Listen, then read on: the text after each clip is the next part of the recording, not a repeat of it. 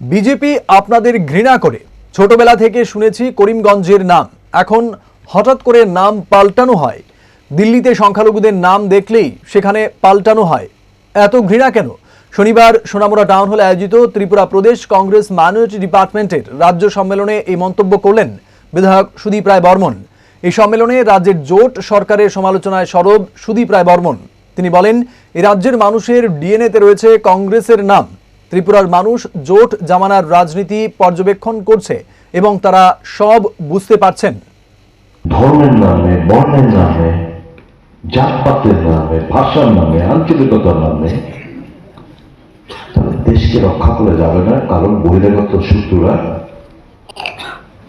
আমাদেরকে ঈর্ষা করে যে ভারতবর্ষ সংবিধানে আমার ভারতবর্ষ গণতন্ত্রের একটা পীঠস্থান, largest democracy in the world.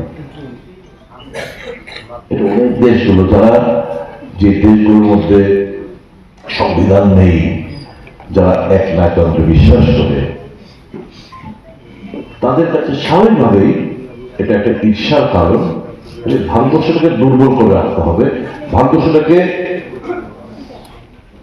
ধর্মের নামে লড়াতে হবে, জাতপাতের নামে লড়াতে হবে, ঘৃণা বসাতে হবে, মন্দির ভাঙতে হবে, মসজিদ ভাঙতে হবে, গির্জা ভাঙতে হবে, মানুষের মধ্যে একটা ত্রাস ভয় ভীতির পরিস্থিতি তৈরি করে রাজত্ব কায়েম করে রাখা।